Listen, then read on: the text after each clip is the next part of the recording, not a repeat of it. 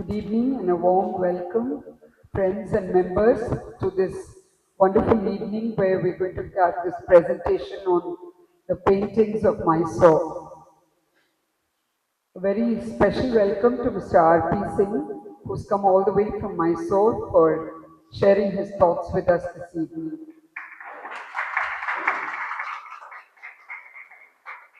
We're extremely grateful and thankful to Ashwita for hosting us yet again.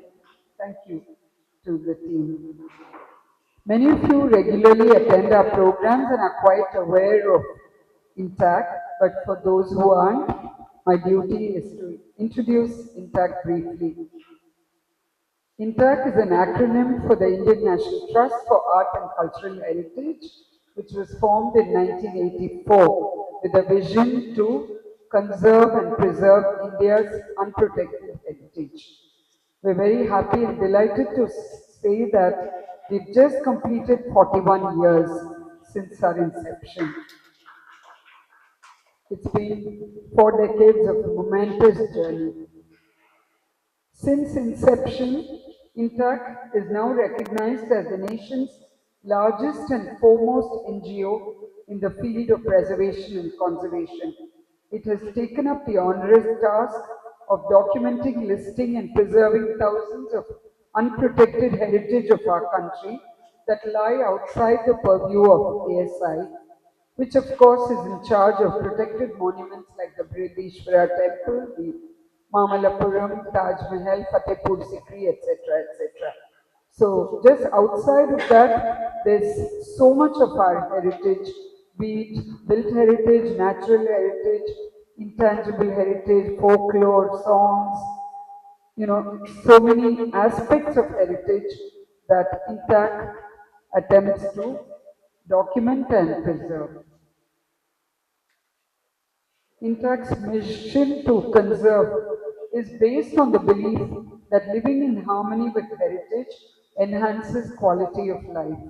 It is stated in the Constitution of India, Article 51AF, that, open quotes, it shall be the duty of every citizen of India to value and preserve the rich heritage of our composite culture.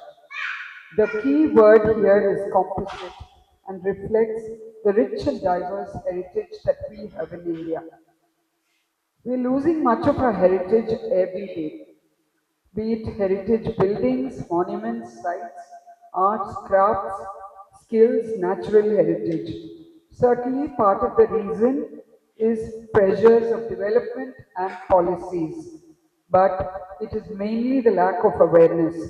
I appeal to all of you to spread the message of heritage far and wide.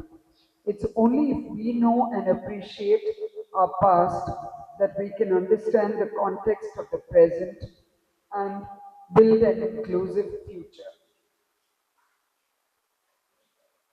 We have about 240 chapters nationwide, formed only by volunteers like you and me. And it is through the passion and strength of volunteers across our chapters that INTACT takes its vision forward. At Chennai chapter, we have, through talks, programs, and initiatives, been creating awareness about the significance of our heritage. I invite you to join hands with us at INTACT Chennai chapter to save and protect our heritage. If you are not a member, we have information at the desk here to answer your queries, and also we have our publications which you can either purchase or order. Our country's range, breadth, depth, and variety of heritage ceases to amaze me.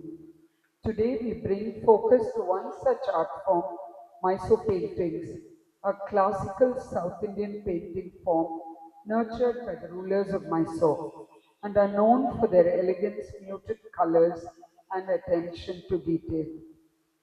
Another part of today's talk are the Rama Mandiras, a tradition in Mysore where shrines in private homes are open to the public. These shrines are dedicated to the worship of Rama with musical and other offerings. We look forward to Mr. Singh sharing with us the nuances of the unique Mysore paintings. their subjects, artists, patrons, and the rich legacy of the Rama Mandiras in Mysore. May I request Divakar to please introduce the speaker? Good evening, friends. It's a privilege to present to you the speaker for this evening. Sri R. Gyaneshwar Singh engaged with the magic of traditional paintings, artifacts, and old sepia photographs of Mysore city from childhood. His early exposure to the classical Mysore style of painting was a lone painting that hung in his ancestral home. The familiar object grew on him, and he started appreciating similar paintings at Jaganmohan Palace Art Gallery and Rama Mandiras that dot Mysore. This gradually led to an understanding of the underlying aesthetic, artistic, historical, and cultural value of his art. Over the years, he has built an enviable collection of Mysore paintings and inaugurated the Ram Singh Museum in memory of his father, Sri D. Ram Singh, who was a pioneer in the making and retailing of handicrafts for over 5 decades in Mysore. R.G. Singh took on the role of the honorary secretary of the Ramson's Kala Pratishtana, a family trust for research, training, design, development, and conservation of art and craft forms. He has been instrumental in reviving the ancient doll display tradition of Karnataka, as well as traditional board games of India. He has hosted several exhibitions, including the iconic Bombay Mane, a unique annual display highlighting the doll tradition of India. Singh has published several monographs like Mysore Masters and Mysore Palace celebrating a century. He has co-authored 4 books including Indian Traditional Board Games, A Guide to the Art of Playing, and Thanjavur's Gilded Gods, published by Mark. Mr. Gyaneshwar Singh, the floor is all yours. We are eager to hear you, sir. Thank you. Thanks, ma'am. Thank you, Intact Chennai, for calling me for this presentation. And it's always a pleasure, and I deem it a privilege to spread the fragrance of Mysore across the world. And this is one evening where you're going to get to a peek about the tradition of Mysore. One of the unique traditions of Mysore, we're going to look into that tradition, which is the Rama Mandira tradition. And we are also going to look at, the uh, one of the important sub-schools of Indian painting, that's the Mysore painting. And of course, this is a cousin of the Thanjavur school. And also we have in the course of this lecture, which is for about an hour, that's the time I've been given, or should I rush through the presentation? It's about 1 hour or less than that? 1 hour is okay. Uh, and in this course of this presentation, we are going to see the evolution of the school. And we are also going to see some of the fine specimens that are there in this school. And we are also going to examine some of those iconic Rama Mandiras that still exist in Mysore. And also what Sujata ma'am told us, we are losing heritage. We have lost Rama Mandiras in Mysore. We are going to see some very beautiful Rama Mandiras that were demolished in the last decade. And we are also going to see some of the fine specimens of the Mysore school, which are in private collections as well as in public. I begin this presentation with a dedication to Krishnaraj Wadeyar. He is the 22nd Maharaja of Mysore, and he ruled at a time when India was in the grip of the British. The East India Company had held a tight grip over the subcontinent, and of course, the very famous 4 Anglo-Mysore wars that led to the defeat of Tipu Sultan and enthroning of Krishnaraj Wadeyar III. This is a fairly old dynasty that ruled from 1399 until 1950.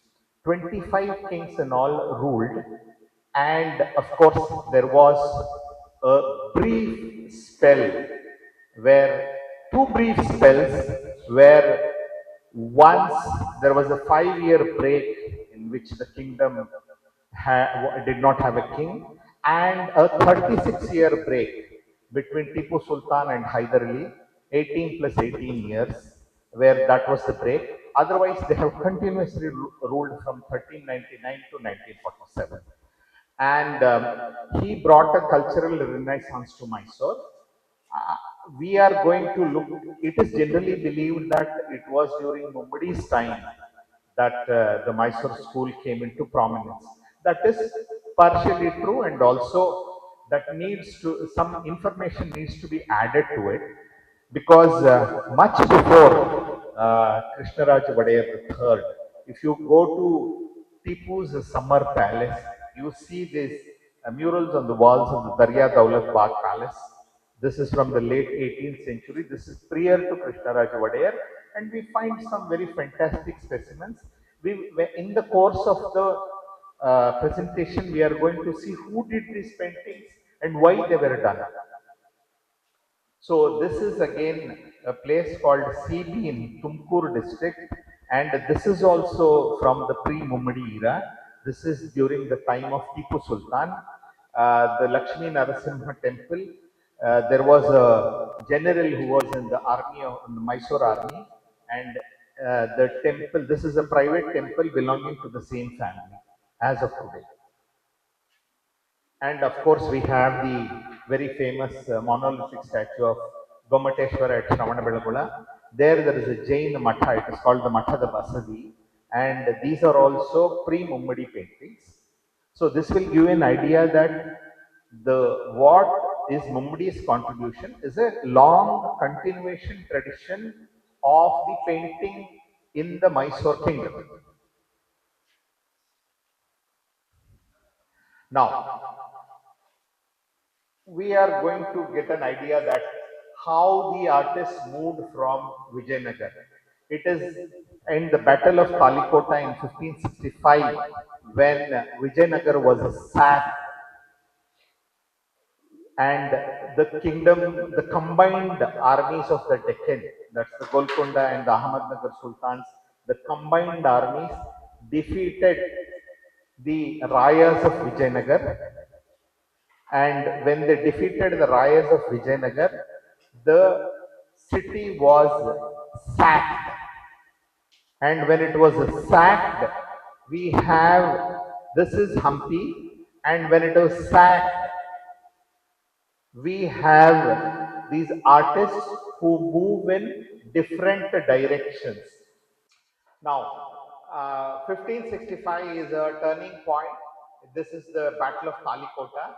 It is generally referred as the Battle of Talikota, but it happened at a place called Rakasa Tangadi, and that is referred as the Talikota.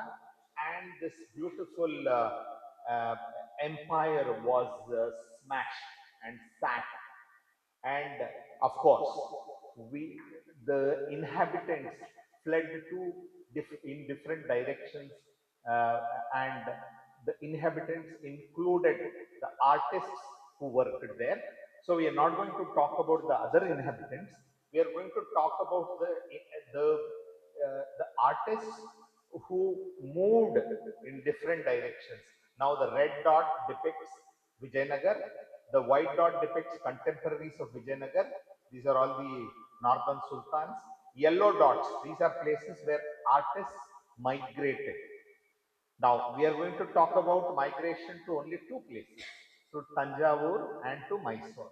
Of course, they moved to other places, and you can see several cities here. There is a city called, a small city called Surpur in Gulbarga, Yadgir district of Karnataka. They moved into other smaller principalities. If you go to Andhra, lot of zamindaris also had their own schools, and those are all offshoots, and most of them are Telugu speaking. So perhaps they came from the Tirupati and the Srikalahasti area.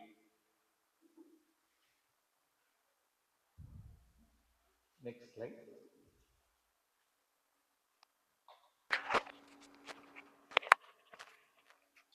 So, the migration of artists was from the vanquished Vijayanagar kingdom, which was the Vijayanagar kingdom is what was the name given by the British. But when you look at the um, evidence, the epigraphical evidence, it is known as the Karnataka Samrajya. That is why in 1973 it was named Karnataka. So it was the kingdom of Karnataka. But because of the popular usage, I used Vijayanagar here. They moved to places like Pinhala, then Penukonda in Andhra Pradesh, Lepakshi again in Andhra Pradesh, because in the late Vijayanagar you can see in the late Vijayanagar style you can see the paintings at the Lepakshi temple. They moved to a place called Madhugiri and Sira. Sira, if you go to present day Sira, this is an important business route and this has a very big fort. And that is how, from the safety of the Hampi fort, the artists came to and settled in Sira. From Sira, they were invited by Tipu Sultan to a place called Ganjam near Srirangapatna. If you go to Ganjam, there is there the family deity of the artists. We are going to see an image of that as well. And from Ganjam in Srirangapatna, after the fall of Tipu Sultan in 1799, under the treaty of the Fourth Mysore War, one of the important uh, points in the treaty was the capital should be moved from Srirangapatna to Mysore because Srirangapatna was an island fortress.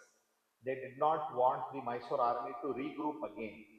So they disbanded the Mysore army, they disbanded the Mysore postal system, they disbanded the Mysore currency, and they moved the capital from Srirangapatna to Mysore. So this is the temple of Nimishamba, who is the goddess, family goddess of the Soma Vamsha Arya Kshatriya Raju community. And this was built by Raja Vadayar in the 17th century. Now, Rajavadayar is the king who takes over the tradition of Vijayanagar in 1610, and he also takes over the throne of the Vijayanagar king, the present throne that is there. It belongs to the Vijayanagar kings. He takes it over, and of course, he claims that he is a successor of the Vijayanagar tradition, and it is followed to this day. So this is the goddess Nimishamba, and he is this person named Muktaraja. He is considered one of the valorous kings among the Kshatriya community. Now they claim themselves that they were warriors. At what point of time did they become artisans and craftsmen?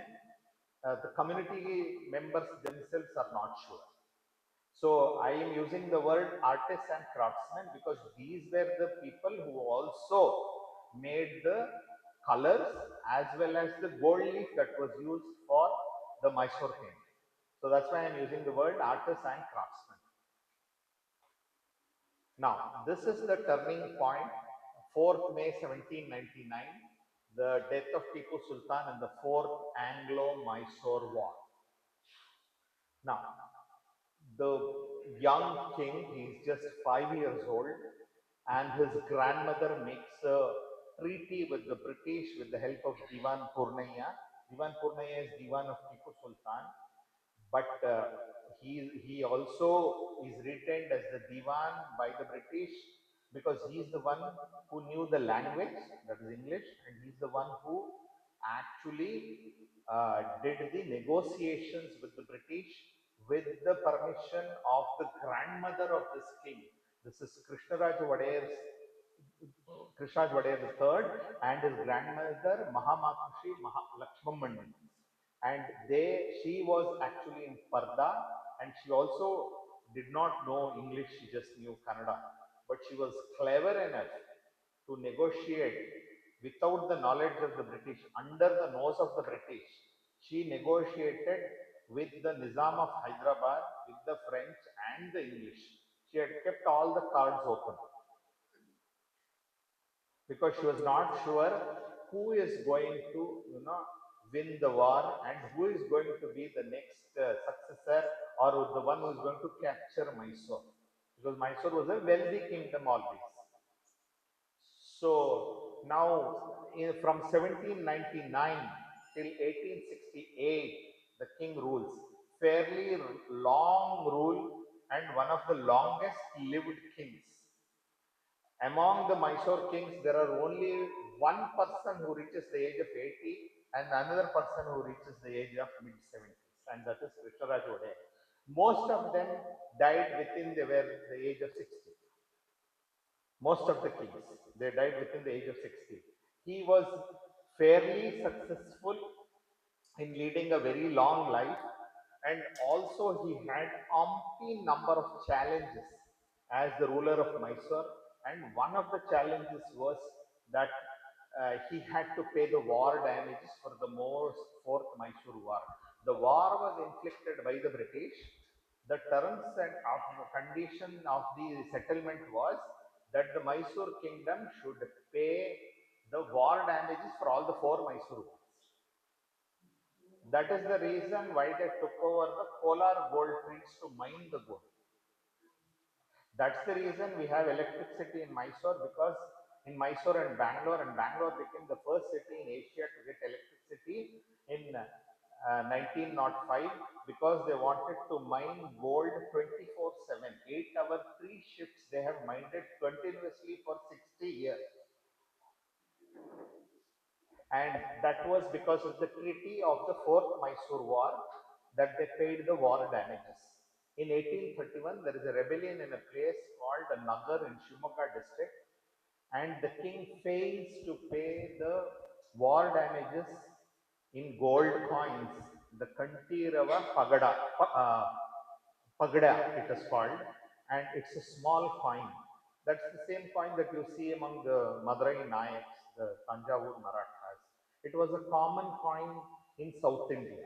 It was a small pagoda coin like the tur dal, size of a tur dal, and they had to pay it in, they had to mint it and pay it in that Kantirava pagoda. And he is divested of powers in 1831, and every time the British Parliament sat in session, he sends a representation from Mysore to the ruler at Great Britain, whoever the emperor or empress, with gifts and requests that the kingdom be given back to him. And it is only 50 years later that the kingdom is given back to them in 1881. Until then, we have British commissioners. The job of the ruler is taken over by the British commissioner, and those commissioners rule for 50 years. And of course, they want to prolong the rule as much as possible. First, they delay it by telling that we cannot approve your adoption because he does not have male progeny from his four principal queens. He has it from a junior queen. They don't allow that adoption to take place. Then they delay it for few more years. Then they tell him that you have to take an adoption from an outside family source. The reason is the same. They just want to delay it. And finally, in 1864, the adoption is okayed. Again, they delay it. They tell you to take an adoption of a child, not an older person. So he is again, his successor is a 5-year-old child, and they tell him that when he attains 18, the kingdom will be given back to him. So in 1864, he is coronated as the 23rd Maharaj of Mysore, but the ruling powers are given in 1881. So Mummadi Krishna Juvadayar, meanwhile, dies in 1868, but is a happy man that the kingdom has been given back, but he is unsure whether the ruling powers will be given back. So this is a period of cultural renaissance in Mysore, and some of the most beautiful specimens that we are going to see here in this presentation as well as the Rama Mandiras were built during his tenure as the Maharaja of Mysore. Now, we are going to look at the technique of the painting. So, it's very simple, unlike the Thanjavur cousin, which is quite complicated.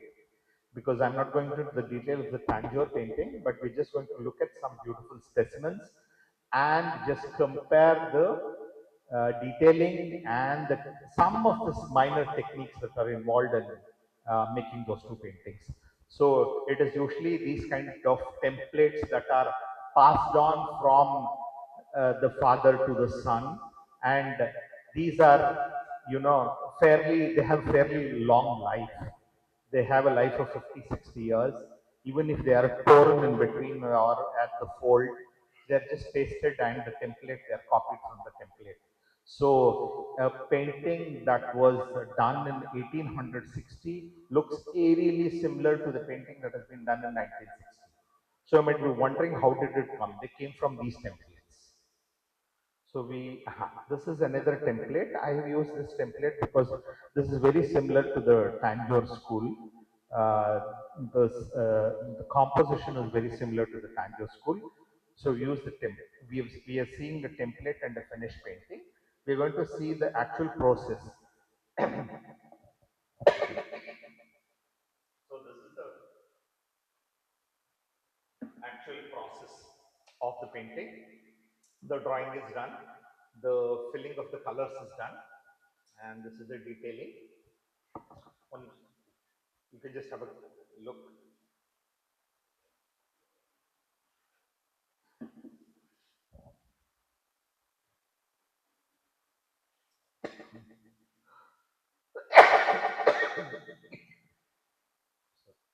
This is the gesso application and the gold application.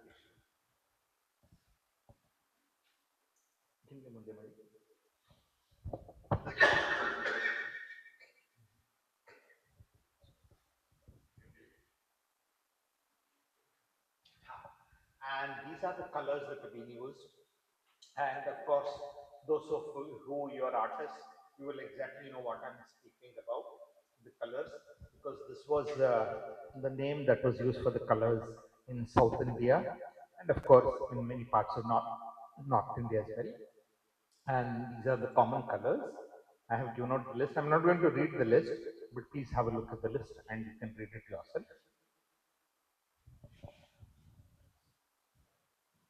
The last one is the white gambos, the lead that is used.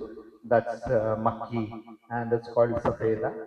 And this indigo that is neeli is the blue that is used for, in white clothes. Earlier they used to rin powder that was dipped. And of course, you have this yellow ochre and chrome yellow, which is Natu Haldi, which is referred across the world as Indian yellow. Just to give you an idea how the color was made, I'm going to tell you only the technique of one color, that is Indian yellow, because that was exported to China, Japan, and Europe as well, and it was a very important export of color from India. So the technique is that tender mango leaves are fed to a calf, and the calf, it should be within 18 months, not older than that. Actually, it is semi poisonous, and the calf will lose appetite.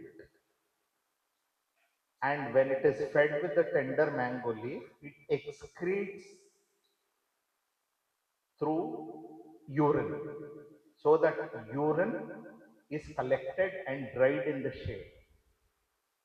Then again, for 2 days, the calf is fed so that it regains its strength. So this is done in batches. There are several calves that are there. And this was made by a community of uh, particular community known as the Ranga castes, who produced colors. and then it is taken from several calves, and in a long run the calf will become sick and ultimately die, but they don't allow it to die, but sometimes the calf will die.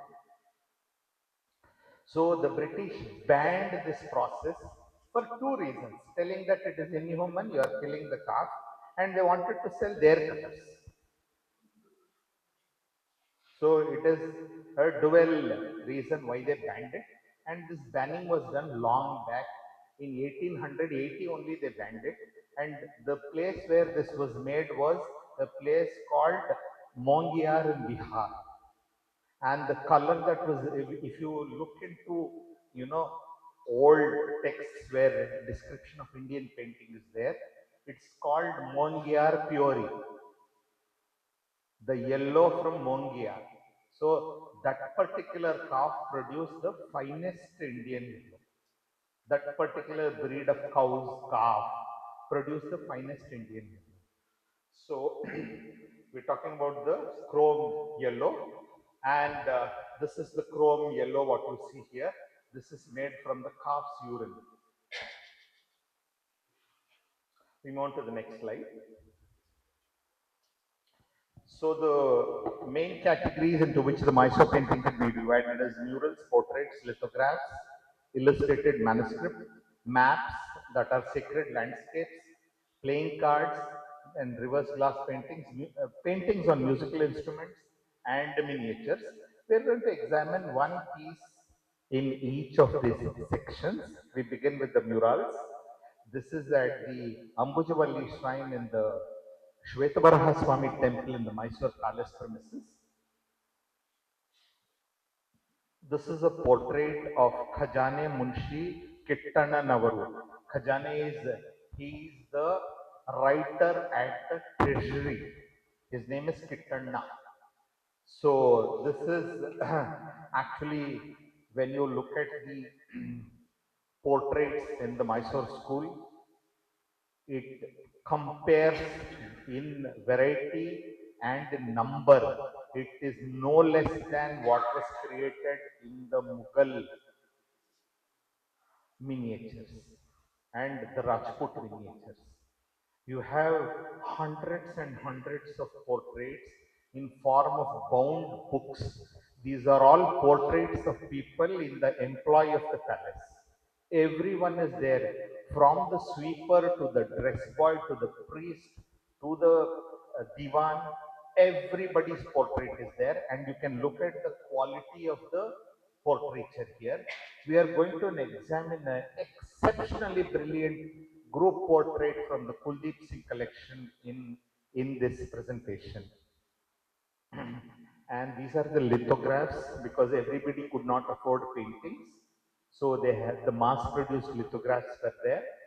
And there was a Jagdamba Vilas printing press within the palace. And these are found in museums across Europe and America. We have some of the finest illustrated manuscripts in the Mysore school, and they are also spread across the world.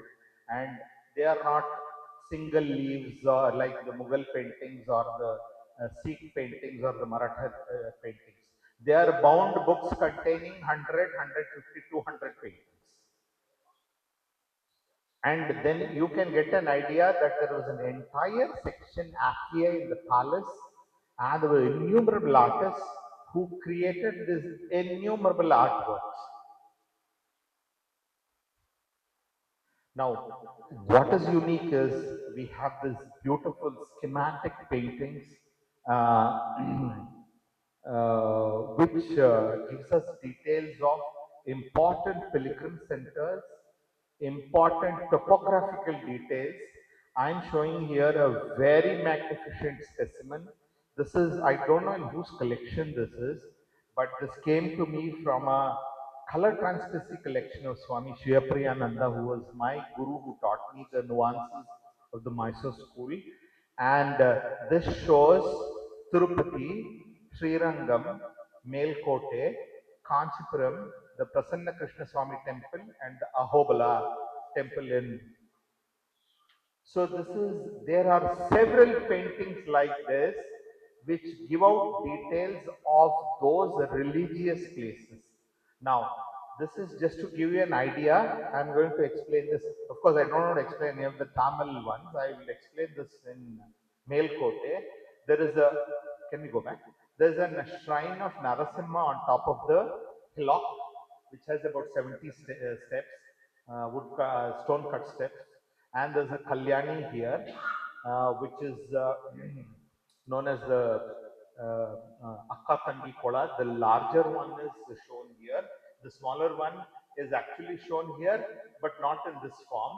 And of course, this is the main shrine of Chalva Narayana, and this is the Devi shrine, and this is the Mahagopura of the temple, and the temple town itself. If you go today, just like Kanchipuram, Melkote is a time wrap. You can see all of this even today. We move on to the next slide. These are miniature paintings which were used for playing cards and very high quality specimens. But some of the finest ones today lie in museums in Germany, Sweden, and France. This is again the according to Dr. Anna Dalla the reverse glass painting technique came to India from the Chinese. Of course, we find a lot of them in Andhra, Maharashtra, Tamil Nadu, and Karnataka. In Karnataka, we don't find them in any other sub schools other than Mysore. So this is a fine specimen of a reverse glass painting. We move on to the next. These are miniatures. Now, this painting, what you are seeing here, this is a fantastic miniature which is 16 inches by 20 inches. That is quarter the size here. I have just blown it up. Now, this is the birth of Chamundi. And we are going to see a close up of this, and you can see what is the detail that has gone into painting this. These are the gods offering their weapons to the goddess who is just born. We have, like, I heard Pradeep Chakravarti sir telling somebody that Mysore paintings have the largest number of diverse subjects. Now we are looking at a very folk subject here in the very court style of Mysore. This is a place in the neighboring district of Mysore, Mandira district, where there is this temple of Marganhalli Patladamma. She is the main deity. She is a mother goddess. Among the Saptamatrikas, the three sisters reside in three villages which are adjacent to each other. And what is unique about this is until the government banned it, there was this tradition of sacrificing the buffaloes. You can see here a buffalo is being sacrificed. So, and they are bringing buffaloes here. The villagers are bringing buffaloes here for sacrifice. And this is a temple in which, after the ban occurred, now they are they just smash the pumpkin instead of killing the buffalo. So this is a very unique painting in a Rama Mandira in Mysore. This is a very small Rama Mandira in a very busy corner of Mysore, holding this exceptionally brilliant composition in pristine condition. Want to know? Ha. And in the because there was non-availability of large sized papers for doing Mysore painting, especially Vaslis, the Mysore artists developed an ingenious way in which they could prepare large sized boards. So what they did was they used British, French, and Japanese newspapers and stuck them on top of the other, maybe about 20 newspapers, and it was dried in a shade, and the vasli was prepared. That is how we are able to date the paintings, because most of the paintings have some headline or a date or a masthead of a newspaper, which gives us easy access to date the paintings. Unlike the Thanjavur paintings, which have been stuck on a uh, board, a wooden board, and then they're sticking a muslin cloth, and they're preparing the base and painting it. Here they have stuck the newspapers. Then on that they have usually used British bond paper, watermarked bond paper, because many of the paintings during restoration we have seen the gum has loosened. All the newspapers are separated. Only the top sheet is different. So when we look at it, we find the bond watermark in the paintings. So it is easy for us to do. And what did they do with that? Those small pieces that were cut, because they cut them to actual sizes, because it fitted into those kind of frames in which the glass sizes were available. So it was 10 by 12, 10 by 14, 14 by 16, 16 by 20. I am talking in inches. These were the sizes. So when they trimmed the side pieces, they used these side pieces to make complex pictures in which the framing was done, and these small pictures were, painted, and it was made into a composite picture.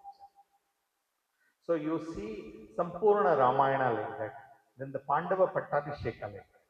So this is a piece from the Sampurna Ramayana. If you go to Bangalore, please visit this garment museum, and this is a fantastic collection of Mysore paintings. In India, paintings, Mysore paintings are there in the National Museum, Delhi, and Chitrakala Parishad in Bangalore, the Government Museum in Bangalore, a couple of specimens in the in Hyderabad's museum, uh, Salarjung Museum, and then we have a few of them in Bharat Kala Bhavan in Banaras. Of course, they are scattered in the National Museum in Calcutta. We are having a few specimens, and one large collection which belonged to Kuldeep Singh has been gifted to the Prince of Wales Museum. That's Chhatrapati Shivaji Maharaj Vastu Sangrahalaya at Mumbai. We move on to the next slide. So these are, go back to Sharbeshwar. So now I told you about composite paintings that were made with pieces of vasli. Now this is a composite painting made in a single vasli. This is quite a large size painting, that is 40 inches by 30 inches, and like the different Bhagavata Purana episodes, we have the episodes connected with Shiva, and in the Karnataka tradition, there are 25 important episodes connected with Shiva's story. So it is called Panchavimshati Leela Murti. So Pancha is 5 and Vimshati is 20. 25 forms of Shiva, and this is a very fine specimen in the Suttur Museum at Mysore. They have about 6 paintings. All of them are exceptionally good. So this is in a private collection at a place called Tippur, in the Tumkur district of Karnataka. A very unique painting. I have shown this painting because this is a recurring theme in Vishnu temples in Tamil Nadu. So this is Sharabheshwara, that is Shiva takes the form of a Sharabheshwara to subdue Narasimha after killing of Hiranyakashipu. So this is Vishnu as Narasimha. This is Shiva as Sharabheshwara.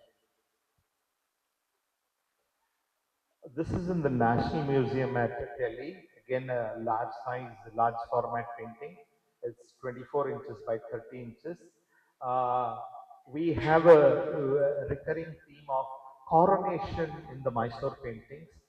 Repeatedly, we see coronation of of several Hindu mythological stories, and this is the coronation of Yudhishthira. And each of the paintings in Mysore, they have a specific name. For example, the Yudhishthira's coronation is referred as Dharmaraya Pattabhisheka, and Rama's coronation is referred as Srirangapatna. So we have these kind of coronation paintings, and many of them mimic the architectural details of the Mysore palace as well as the furniture used in the Mysore palace. If you see the Navaratri celebration even today, the present Maharaja sits on a chair like this. Of course, the umbrella is not there. The umbrella here, because of the painting, they have placed the umbrella. So only when the Maharaja sits on the Simhasana or the uh, uh, uh, before the Maharaja is coronated as a king, he sits on another seat which has a umbrella, and it's called the Bhadrasana. On the Bhadrasana, Maharaja sits, and then he is coronated. Now the coronation is in Kannada. It's called Pattabhisheka. Now, what is the actual process of the Pattabhisheka is a gold sheet is taken, the names of the Maharaja's successors and his coronation name is written on that, and that gold sheet is actually placed on his forehead. He sits on the Bhadrasana. The Bhadrasana looks like this, and then only after he is, coronated on the Bhadrasana, he sits on the Simhasana, which is the throne. So now you see both the Bhadrasana and the Simhasana here. In due course, we are going to see more details, but I've just given you a, you know, what is in this painting. I've just given you an explanation. We're going to see a close up. This is Krishna and Arjuna. So Krishna comes there for the coronation to bless and give Dharmaraya uh, some advice as to how he has to rule. So Krishna is shown in the Vyakhyana Mudra. So you can see he's been shown in the Vyakhyana Mudra, and this is the painting in the National Museum. Now we move on to the next painting. We find a lot of Jain paintings in the Mysore school because lot of traders from the area of Hassan and Mysore who converted to Jainism in the 9th century and the 10th century. When the Ganga kings ruled here, they have been they have been custodians of wealth. So they were able to, have artists paint and pay for it. So we find lots of manuscripts and single paintings which have the Jain subjects and the Jain folklore. So here you have a story, the Jain folklore, and here you have this Kumbha Raja and his wife Prajapati Devi, and they are praying to Mallinatha Tirthankara. I think he's the seventh Tirthankara if I am right. So they are praying to him, and we go on to the next slide. Now we are going to talk about the artists because Mysore court has been very generous in getting all the artists painted and leaving a written record about who these artists were, where they came from, what is their lineage. Now you have this person, his name is Gottugara Tikpanna. Gottugara is the superintendent of the painting section. So he was the superintendent. His father was Sarige Channaya. They came from a family of uh, Rajus, but his father was not an artist. He was the one who made the gold leaf for the paintings. Sarige in Kannada is the craftsman who makes the gold leaf. Now, his father, grandfather was Sergei Channaya. His father was Chitragara Ramappa. Chitragara is artist. He was a court artist, and then his grandson is K. Keshavaya. So we are going to see some very beautiful specimens made by K. Keshavaya. And also, if you go to Vidhan Sauda in Bangalore, the painting, oil paintings of the Divans of Mysore has been painted by K. Keshavaya. He was an extraordinary artist who was in charge, like his grandfather. He was also in charge of getting the canvases painted in the present day Mysore Palace in the marriage pavilion between 1930 to 1940. There are seven artists who painted, and this Keshavaya was in charge of those seven artists who created these, who have immortalized the Mysore Dasara in murals, and many of them were alumnus of the JJ School of Art, courtesy the Maharaja of Mysore, Krishnaraj Vadayar IV, who sent them to either Bengal, Baroda, Bombay, wherever they wanted to study, they were sent and they came back as accomplished artists and they served several kingdoms. They served Gwalior, they served Bharatpur, they served Baroda, along with serving Mysore. This is a genealogy of the Vadayar kings. It's in the collection of Chitrakala Parishad. So we have the genealogy of 22 kings. This is done during the reign of Krishnaraj Vadayar III. So the 23rd, 24th and 25th kings are missing here. We have the genealogy only of the 22 kings.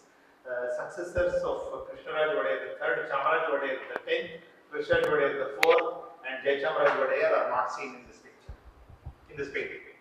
Now, you have this very fantastic painting of the coronation of Chamaraj Vadayar the 10th. This is the same king who was selected in 1864, but he had to wait till 1881 to be coronated, and he passed away at a very young age in 1894, aged only 31 years. He passed away at Calcutta when he had gone to meet the viceroy. He passed away of diphtheria. He had gone there for to get permission to build a dam. So the dam of contention that is between Mysore and Kamala, the water, Kaveri water. So it gone there to get permission for that, and other things also. He wanted to lay some rail tracks. So he had gone there to get permission. They had got some permission for laying the rail track uh, on a very short stretch, just to check the feasibility, and they wanted to build a longer stretch. So this is his coronation. This is the 5-year-old king seated on the throne, just like his father. He was also 5 years old when he was coronated. This is the present day Jaganmohan Palace. It still remains like this. This particular canopy is also there, but it is broken. And these things that are on the wall, these are all missing. But these walls and these pillars are intact. And the coronation took place there in 1869, and this was painted by Chitragara Venkata Subbu. This is from a group portrait in the Kuldeep Singh collection. This is from an album of Krishnaraj Vadayar's time, young Chitragara Venkata Subbu, and this is in middle age. This is the 5-year-old king seated on the throne. This is another very famous artist who lived during the reign of Krishnaraj Vadayar. So his name was Narayana, and he has painted this in 1861. He has given the date here. He says Sri Krishnaraja Kantirona Vadayar of Mysore, and it says this chitra, that is the painting, was done in this year, and it says Ramana Jiya Maga Narayana. Ramanaji's son Narayana Bharaduttu wrote this. Now he has written his name Na here, Nara, Ena he has written here because he didn't want his name on to be on the head of the king. So he is taking, the everything from the king. So he didn't want his name to be above the king's head. So he has used those dashes as a mark of respect to the king. And this is a very unique specimen with those. No, no, no, I'll talk. So this is a very unique painting, and we have this very handsome Narayana here. We move to the next slide. Yes. Now we are just giving you an idea about who these artists were. And to give you a lineage, Raghu, my colleague here, is a researcher and he has identified 20 families of artists and their lineage. So we are talking about Sundraya. Sorry, we begin with Veeranna. This was during the reign of, perhaps he must have painted in Hyder and Tipu's court, this Veeranna. And then we have Yellappa. Yellappa must have painted in the court of Krishnaraj Vadayar because he had a very long reign. And he was actually a draftsman, not an artist per se. Yellappa. Then Yellappa's son is Sundaraya. Sundaraya was court artist of Chamaraj Vadayar as well as of Rishabh Godel third and Kamral Godel the tenth. And then we have Yellaya here. This is Yellaya. We are having a beautiful painting of done by Yellaya here. And that is in Pradeep Chakravarti's collection. We are going to come to that. And when you are coming closer, I will show you what kind of a master he was.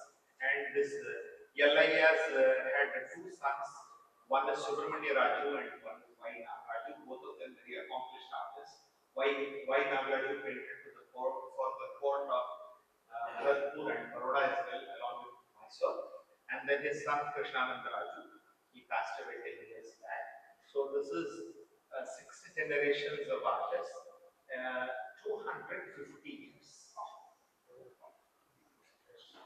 So now you have a Sundaraya specimen here.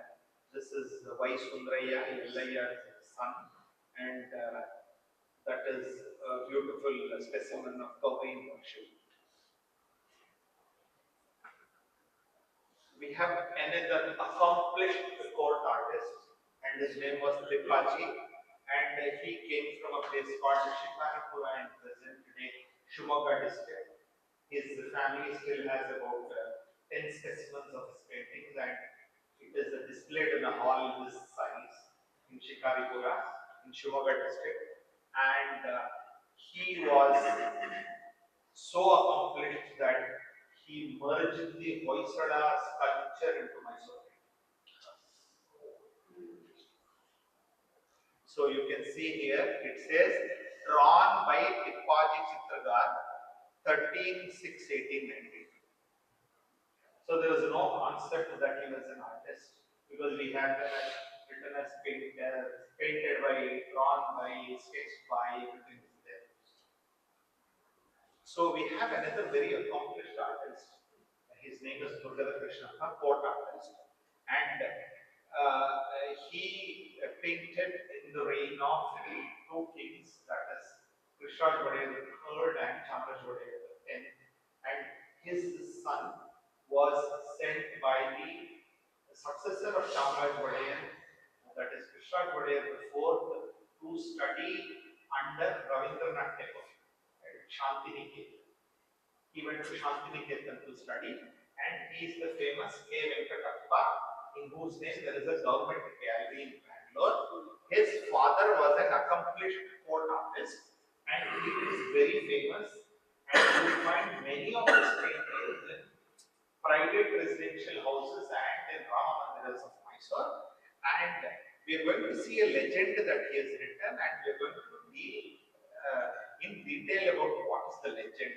The The legend in Kannada says Durgam Krishnappa medley artist. It says Durgam Krishnappa medley artist, and it says 1893 4/25. On 25th of April 1893, Durgada Krishnappa got a gold medal. So where was this gold medal from? This was the gold medal that he got at the Parliament of Religions at Chicago, in which Swami Vivekananda also represented India. Indian art was sent by 36 different kingdoms, including Mysore. So this was sent there and he got a gold medal. So he proudly proclaims that he is a medal artist. And some of his portraits, you can see him wearing the medal. You can see the old photographs of musicians wearing medals. Those were all given by different zamindaris, malukdaris, kingdoms. And especially the Shanai players, the medals are hanging on the Shanai.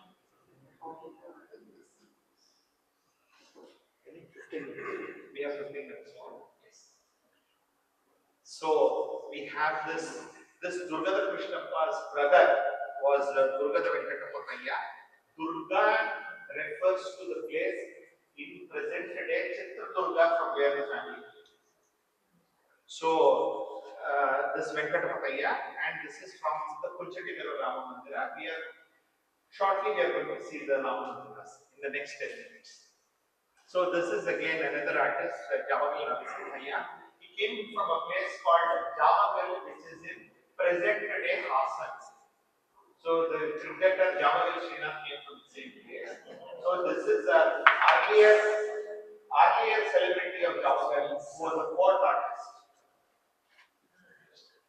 So here he signs it as Chitragar Javagal Narasimhaya Maraduttu. He says artist Javagal Narasimhaya has written this or drawn this. So this is another. He is actually he moved from Thanjavur to Mysore for greener pastures, because they wanted artists who could make sketches for lithographs. And his DM Kotaya, he proclaims himself as Palace Painter Mysore.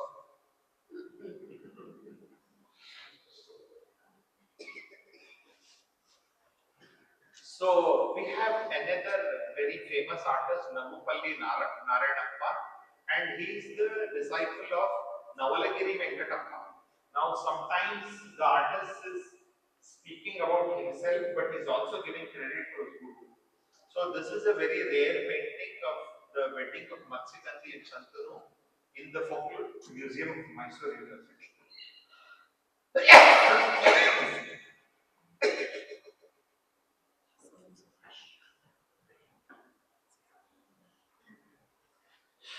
If you think that only Raju Kshatriyas painted, you will be mistaken, because we have people from different communities who painted. We saw Tripathi, he belonged to the Maratha community. And we have here Parshurama Alsingachar, who was a Sri Vaishnavite from Melkote, who was an artist. So he has, this is the Ramayana in the Sudarshana Chakra.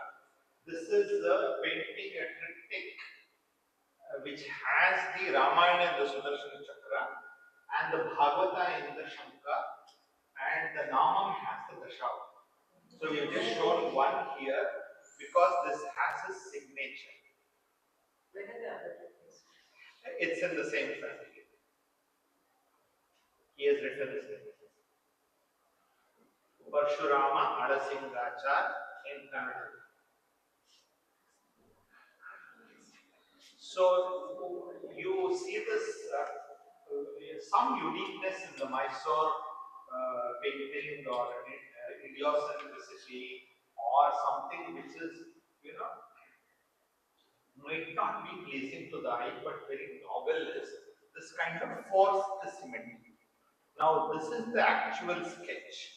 Now the artist, the patron wanted a copy or a second piece.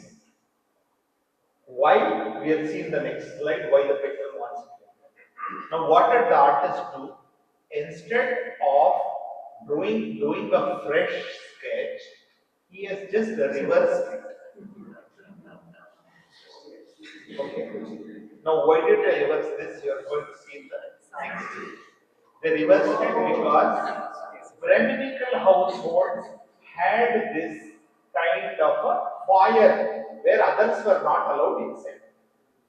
So you see this in many households where there is a small place where there is a whether you can sit or wait for the master of the house, and it also proclaims his family deity or his profession.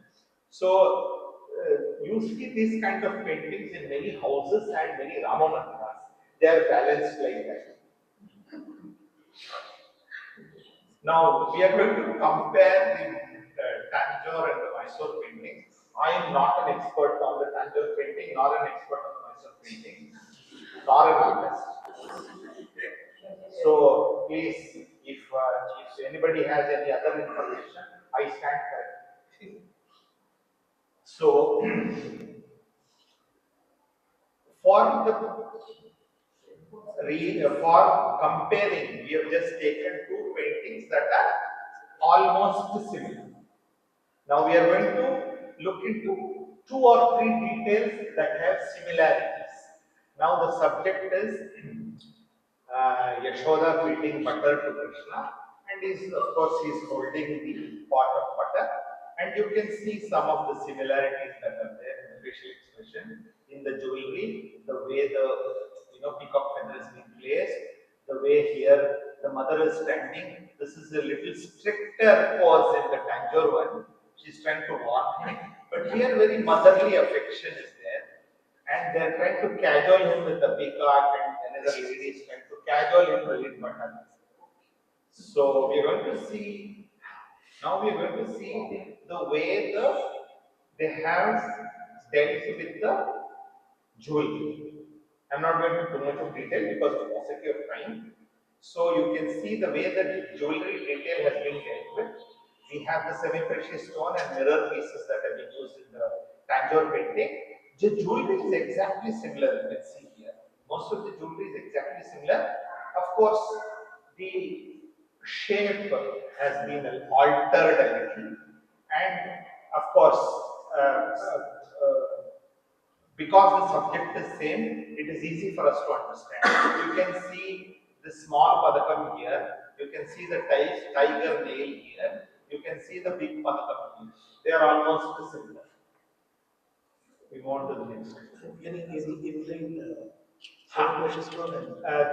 they have used in the Tanjore one. They have used semi-precious stone, sometimes precious stone.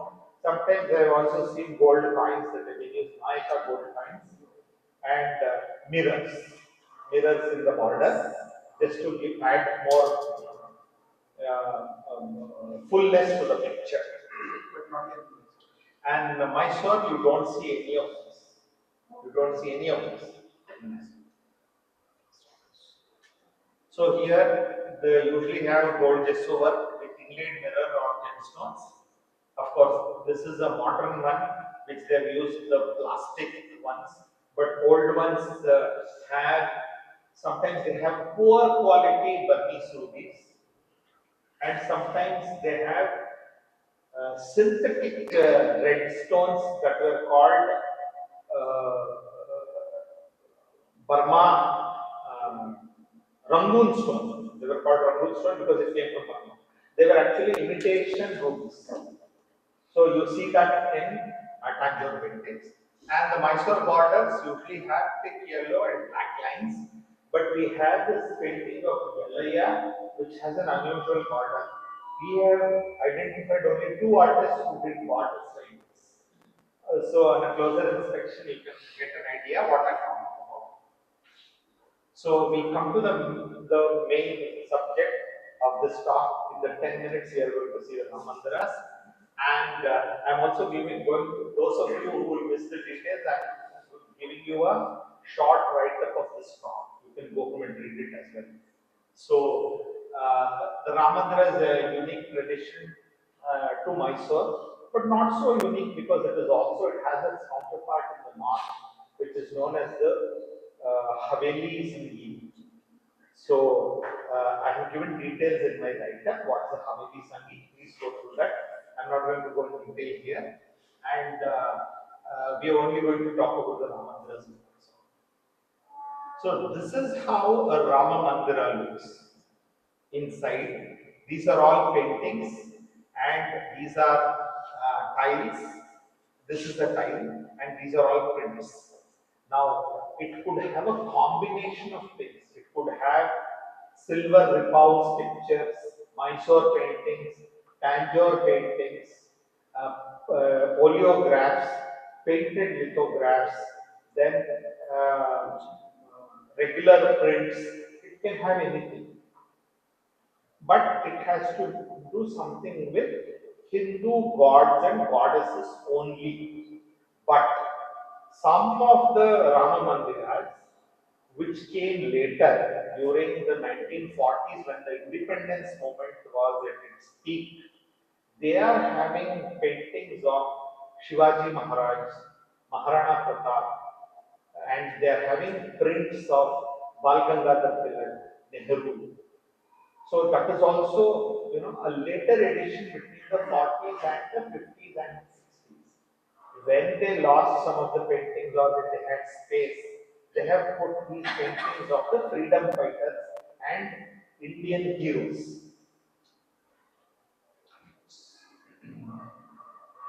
So we have this tradition of Rama Mandira in Andhra Pradesh and Tamil Nadu also, but I have seen it only in Thanjavur and Kumbakonam districts, and they are called Bhajana Mandiras. If you have seen it elsewhere, please tell me. I have not seen it anywhere else. And in Andhra Pradesh, they usually have a painting of Rama's wedding, where Rama is pouring rice over Sita's head. Usually, that is the recurring theme in the Andhra Bhajana Mandiras. In the Bhajana Mandiras of Thanjavur, we see equal importance given to Krishna and Rama both. And also there are portraits of Samarth Ramdas and some of the important people associated with the Bhakti movement. In Mysore, the importance given only to Rama. So this is Rama Mandira belong to the Kunchitika community. This is a trading community. Now most of the Rama Mandiras belong to particular sects and particular communities, and it went by the name of the community. So the Kunchitikas are a trading community, and this Rama Mandira belongs to them. Along with worship of the Lord Ramas, we have this musical concerts. So here you can see there is a musical concert, and there are some onlookers here who are listening to music.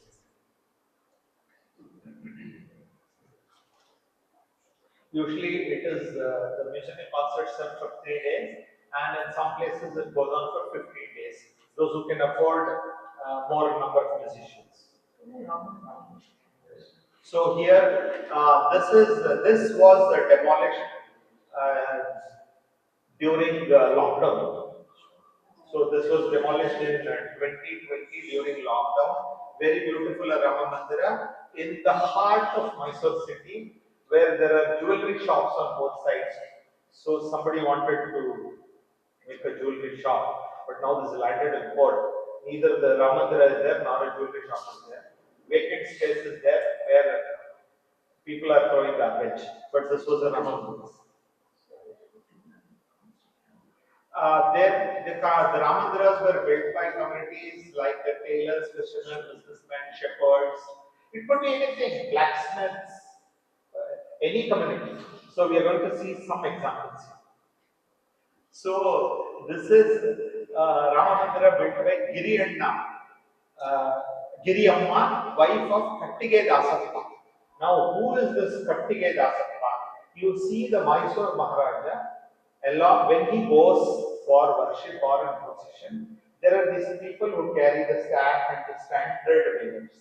They are called Kattigere Horovu, means the ones who carry the staffs. So this person Dasappa who carried the staff for the Maharaja, his wife Giriamma has built this in Kurubara Geri, Lashkar Mahalla. Kuruba is a shepherd community. They belong to the shepherd community.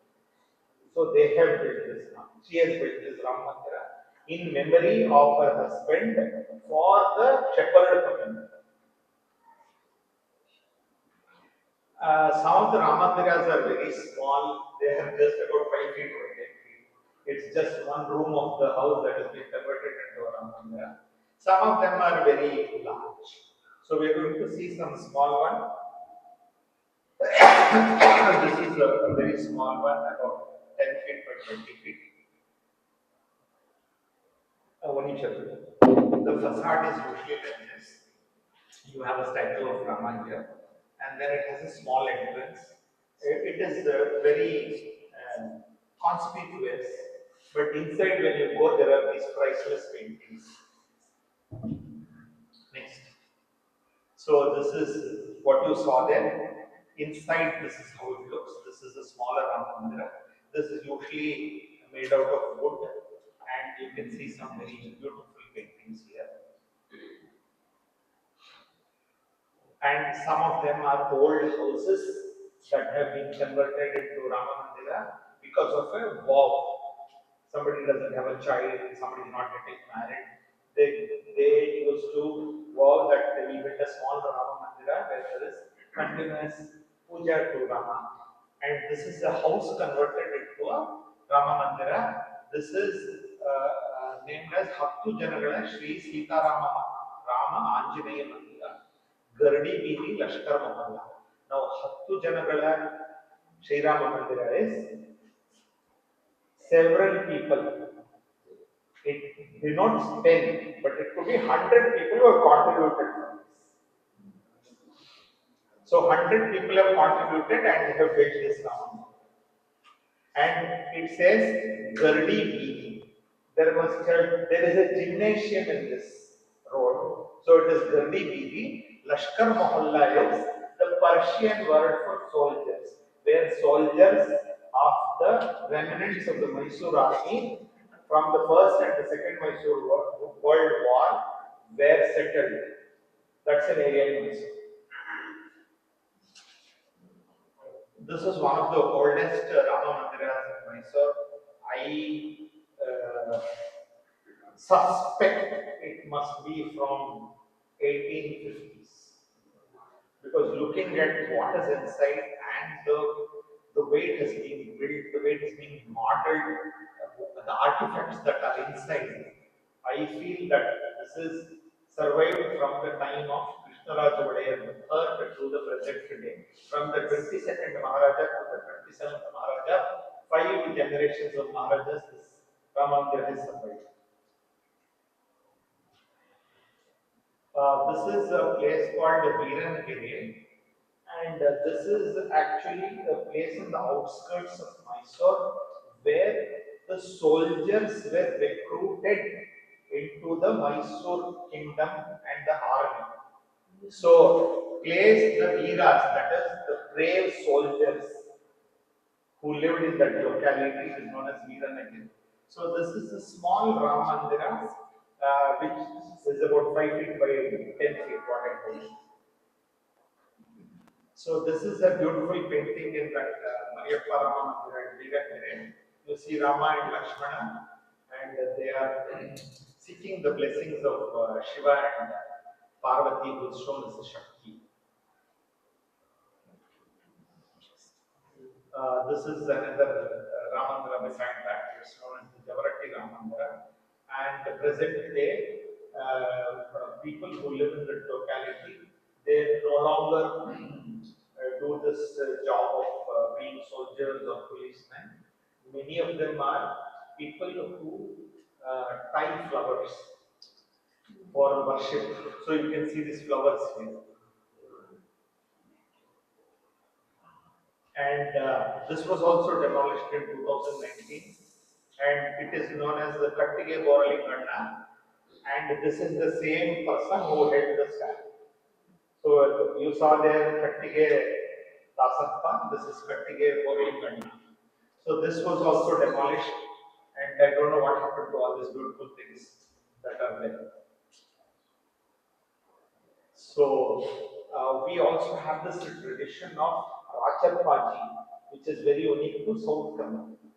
So he is a folk hero, and the Malai Mahadeshwara is, which was which is the present day Kollegal district of of Karnataka, which was exchanged from with Tamil Nadu in lieu of Ooty. Ooty was belonged to Mysore. Malai Mahadeshwara hills belong to Tamil Madras presidency. So when the borders were reorganized in 1956, Ooty was given to Tamil Nadu, and this Malai Mahadeshwara was taken by Karnataka because it has a large following of scheduled caste and scheduled tribes. And there is this Rachappaji's shrine. And, that is where Veerappan operated. Our great Veerappan operated there. So they have what are known as places of worship, which are known as Gadduges. Now, Gadduge loosely translated is a place where Rachappaji is venerated. Usually, it is a kind of a place where he had stayed or where he lived, where he had sung. But there are other places where he has not visited, but they are converted into Gadduges. Just like you have the tradition of the Raghavendra Swami Mutt. If you want to build a new Raghavendra Swami Mutt anywhere, you go to Mantralaya, bring that Mritike, the sacred soil from there, and build one here. So that is how these Gadduges are. So this also these Gadduges function as Rama Mandiras. So we're going to see different types of Rama Mandiras which are in operation. So this is the Gadduge that is connected to the Rachappaji cult with the Rama Mandira. Next. So this is another small Rama Mandira with amazing quality of paintings, and this is also a very small Rama Mandira in the bylane of Mysore. Next one. This is at a place called Tilaknagar in Mysore, where the Mysore Dasara procession ends. Next one. This is again another Rama Mandira which has amazing paintings. Some of them are very fine specimens. Next one. This is actually Bestara Rama Mandira. Actually, Bestara is fishermen in Kannada. So this belongs to the fishermen community. Now, this Rama Mandira over a period of time has been converted into a temple. It has a statue of Rama, then Ganesha, and it has a Dvajastambha. Actually, the whole idea of a Rama Mandira was to bypass the traditional Shodasha Upachara and make it simple. Now they have complicated it by making it. So the Ramandiras functions of the community as small halls where they use it for Namakarnam or the Simantam functions or birthday functions, and some of the Ramandiras which are big in places like Thanjavur and Kollegar served as wedding venues also, not a Mysore. This belongs to the tailor community, the Varasa Kshatriya community Samaj, where there is a Rama Mandira. This Rama Mandira is attached to a Panduranga Vitthala temple. So they also have this tradition of bhajan and also the worship of Panduranga.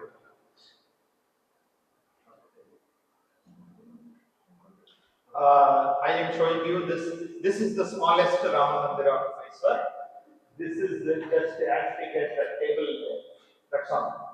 This is the smallest Rama Mandira in Mysore, and this has two magnificent specimens. This is the wedding of Shiva and Parvati. That is the Meenakshi. Sorry. Surya, Surya and Sun. Surya and Satya, and then Illargo. Surya and Sun. Surya and Sun. Okay, we get into the details. The next slide will get into the details, and then we have another. This one is when Surya marries Sandhya, the brilliance is subdued. So, how is it done? You can see how beautifully the artist has shown it. We'll see a close up of it. So, actual Surya is taken by Brahma, and his brilliance is cut down in this particular, contraption. So, it has been very beautifully depicted. So the grandest of all the Rama Mandiras of Mysore is the Bidara Sri Krishnappa Sri Prasanna Sita Rama Mandira. He came from Udupi to Mysore. His family, they were Carnatic musicians who sang in temples in and around Mysore, but was honored by the Mysore court, and he built one of the most beautiful Rama Mandiras through performing concerts across the South India. This is how it looks from outside, and these are the interiors. The greatest of the Carnatic musicians have performed here, including Subbalakshmi and Pattamal. Everybody has performed here. Sinangudi, everybody has performed here.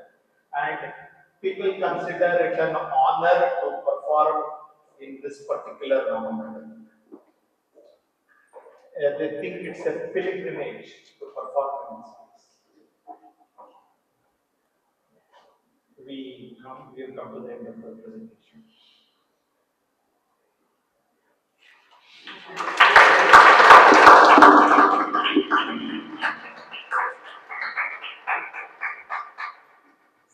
Very eloquent talk. Thank you. What is reverse glass painting? Now you have the painting, the normal paintings that are done. You would do the sketch first and then color it, and then you apply the gesso, and then you do the fine detailing. For example, the eyes, the eyelashes. No, sorry, eyelashes are not done in Mysore painting or Thanjavur. The eyes, and then the nails, everything is done. Now, this is the process that follows. In that, you have to do it in reverse. You have to do the eyes first, and then you have to do the base, then you have to do the gesso, then you have to apply the gold, and then you have to do the outer outline. The whole process is reversed. So it requires a high degree of skill and a very high degree of concentration to do it. And usually the artists, they are not able to do it, the normal way it is done. So they have a special contraption, which is a table, and there is a glass on this, and they place that actual glass on it and do the reverse glass. So that's how. And why do the artists do this? It is nothing but sometimes you have this kind of excellence. You want to show excellence in what you're doing, and you want to do something extraordinary. So that is how you come up with such subgenres of artistic creations. And also There's glass also was a one new- more, glass was a new medium for them. and it was cheaper. So Correct. in the old days, you couldn't afford Mysore. Yes. You buy, you want to get to Tirupati or something. You buy a glass painting. And also in the glass painting, they used very less of gold, and it was mostly color pigment. And in the Mysore paintings, I have not studied Thanjavur paintings. In the Mysore paintings, the gold leaf is of different varieties. We have gold leaf, which is real gold, 24 carat. Then we have silver leaf, and then we have metallic sheet, which is akin to the Thanjavur paper, which is a little thicker. And then we have European chocolate paper. Actual chocolate paper is used. And then the least thing is the metallic paper, which mimics gold. So these are, it depends on what is your budget. So depending upon your budget, the paintings. So how many of these paintings are in the US and abroad in Europe? How many are in Mysore or in India? Some of the finest albums are not in India. And like what man said in 1984, INTAC was formed. Why was INTAC formed? INTAC was formed because they removed the privy purses and these kings and kingdoms had no money. That is when these went out of it. So some of these were deliberately sold. Not deliberately sold. I am having it. I want money.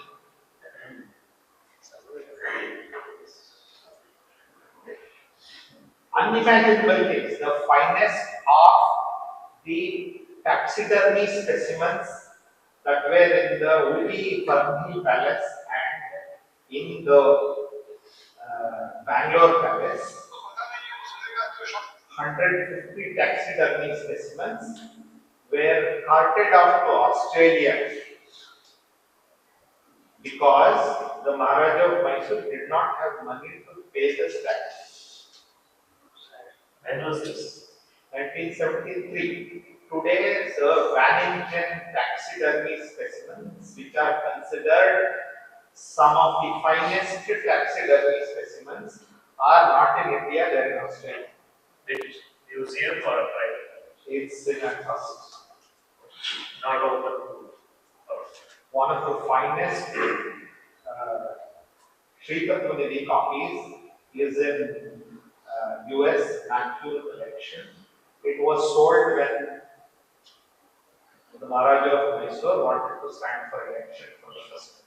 How many copies of the Sri Srirangapatna are there? We know there are 3 copies that are fully done, one unfinished copy, and there are more than 10 only manuscript, written manuscripts. The text is there, but paintings are not. So it was clearly written, the Maharaja of Mysore's copy, the Maharani of Mysore's copy, Saraswati Mahal copy, is clearly written. So it was made for that reason. And the Mysore palace, which got burned down in 1897 during a wedding, they had to remove most of it and take it to Jagannath Palace. When they wanted to move back, they didn't want to bring all those things. So they created a museum there.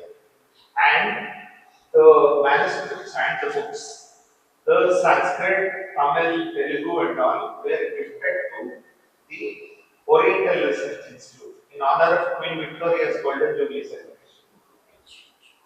And when the University of Mysore established the Institute of Kannada Studies, those Kannada manuscripts were given to the Institute of Kannada Studies. So from the palace, it went to the Jagannath Palace. From there, it went to Maharaja Sanskrit College. Some of it went to the Oriental Research Institute. Some of it went to the Institute of Kannada Studies. The whole thing is scattered. Thank you. So there is no Madhicharam here. So once we go, we can also go into a. You can go and you can put the flower. I will come behind you. I will put another flower. I will light the lamp. It belongs to somebody, right? It belongs to the community. So that is why it was named after the communities. But I've been during Ram Navami to the Vaishya community in, Broadway, Paris Corner. They have this kind of places. So I was just thinking something similar. Very beautiful, especially the Vaishya community. The Rama Mandiras in Mysore, Bangalore, and Kola. Very nice.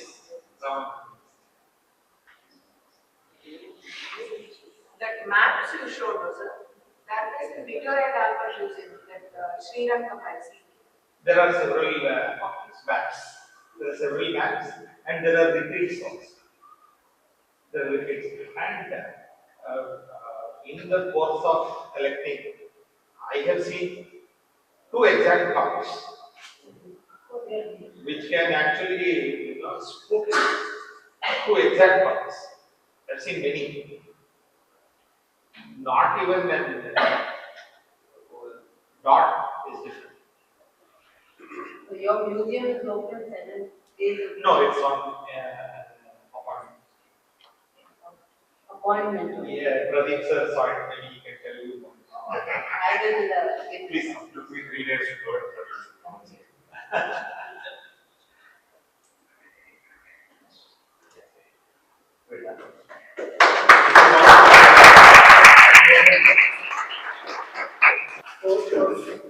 Mysore paintings, Rama Mandiras, and all the history surrounding it. Wonderful to hear about various artists, their communities, where they came from, their genealogy. I mean, the whole sequence was amazing. You took us through a journey of maybe the last 300 years, and we're very, very thankful. And thanks to Pradeep for connecting us to Jesus Singh. And Go and see the museum. maybe some of us will come and visit your museum. Thank you so much.